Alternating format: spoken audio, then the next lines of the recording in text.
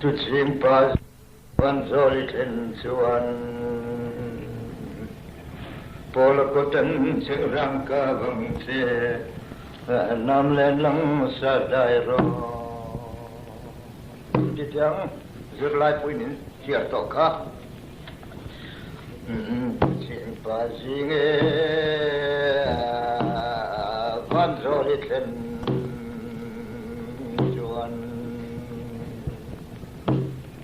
polakotan sirangka bangse polakotan sirangka bangse nam len lang sa dai ro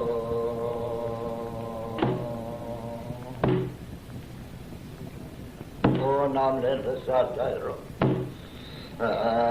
nam len lang sa dai ro polakotan sirangka bangse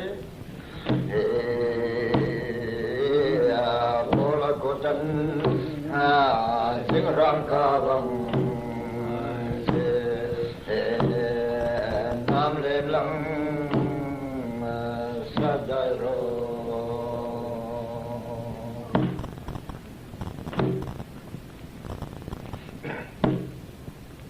melmalu lung di ten harvero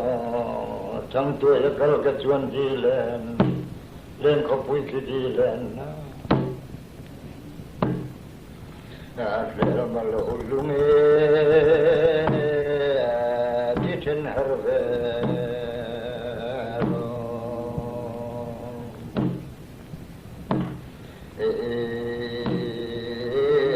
tang tu ya kal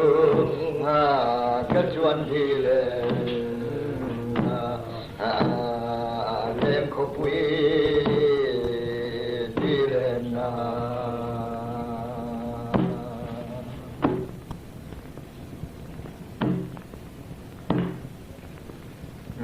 len kopui mo dilen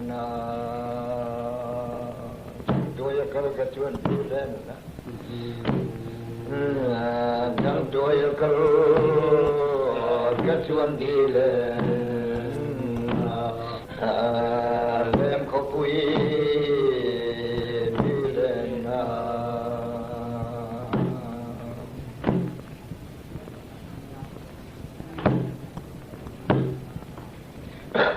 achithi ne darmen pan changrang le changsila to lo chuan kapalo chuai du lai anh chưa lo chuan hậu chuan chỉ đến môi đang nghe con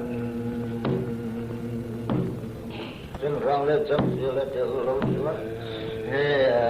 chân răng lên chân xưa lên từ lâu chuan kapalo chuai du lai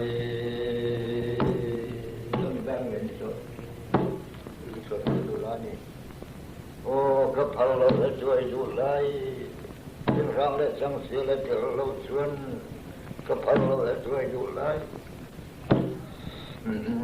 kapalo mo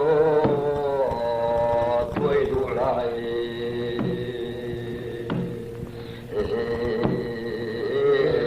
chân răng lên chân xưa lên từ lâu chuan kapalo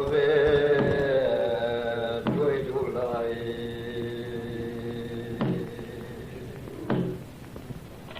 Akhir kan tuas akan yang sila. So darne ni lung kati so lung chuan lo nu la nia sa tunan ne ya sia kuangan urta lo Saladin IP PhD untuk kan dia cakap kami hamthar hai yang kini awal mai percaya dar ge di lung chuan lo la lo khu ma fanu ni ya lo tu chi ge fa nu ni chu